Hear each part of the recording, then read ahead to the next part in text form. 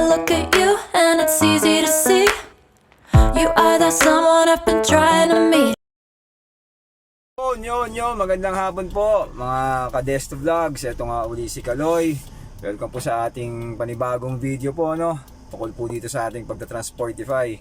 Kumusta na po kayong lahat dyan? Sana sa mga makakapanood po, nasa mabuti po kayong kalagayan, lalo na yung kalusugan nyo, at kung ano mo po yung ginagawa nyo, sana po yung laging mapostbong natin yan, mapalawag natin, no?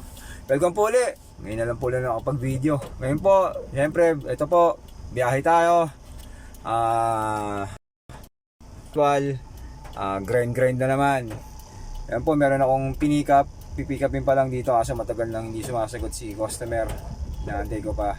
Ayan, dito po sa may Kasunduan Street, dito sa may Elsa Store. Natatanaw ko na po maulan pa rin. Kaya kung sa lahat po kayo sa mga bumibiyahe dyan, sana po mag-ingat kayong lahat. Madulas ang daan.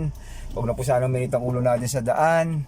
Kung ano man po yung mga medyo hindi pagkakaintindihan, pag-usapan na lang. Huwag na nasabayan yung init ng ulo para safety na rin po kayo, no?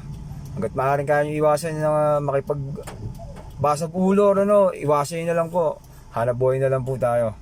So ngayon po, eto, meron tayo, dadalhin po natin sa Ortigas. Kaso ngayon si customer hindi ko po sumasagot.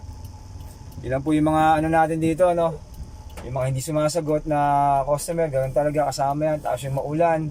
Kasi ang hirap po ng parking ko, kita nyo naman po sa eskinita to. Ay may hirap, ang dahil pa nagdadaan ng mga tricycle. So ngayon po, no, pagkatapos po nito, babalikan ko po uli kayo. Maraming salamat po uli. And mamaya po, balik po ulit ako. Salamat. So ayan, na-accept na po natin, i-deliver natin. Ayan po sila. Ayan, yung mga monitor na yan, keyboard, dadalhin po natin yan sa may Ortigas. So pinasign rin po ako nung receiving ng mga items. Then ito na po tayo uli sa app natin.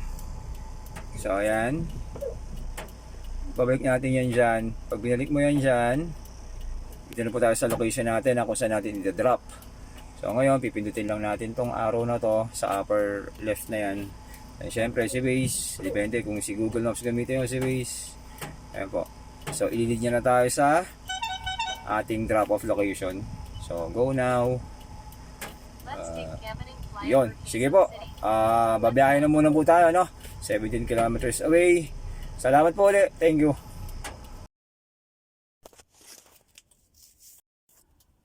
Yon, eto na. Nagbabalik tayo. Pag mga POD po tayo, no, mga proof of delivery kagaya nito, kailangan medyo ano po, intindihin natin yung pagpapasign ng dokumento sa kanila. Kasi napakahalaga po niyan Gaya nito, ayan yan po yung guidelines ko. Kasi may natanggap ako ng mga galing para mga medicines po ito, di-deliver ko dito sa ospital. So medyo kabado dahil ang dami kong papipirmahan. Syempre yung mga returns po niyan, kailangan mo ibalik yan sa Transportify para mabayaran sila ng kliyente. Kaya make sure po, kasi yan, minsan malaking halaga po kasi yan Ayan.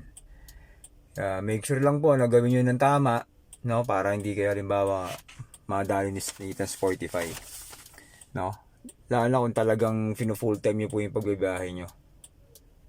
Ayan po yung POD na yun, sasabihin naman sa inyo ngayon medyo mas madami itong papaano, kaya medyo kinakabahan rin ako. Kaya eto, tingnan natin kung anong mangyari. Pero ayun, papipirma lang naman. Basta wag ka lang magkamali ng mga dokumento na i-return mo sa mga PO box ng Transportify kagaya ng mga Shell. Yan.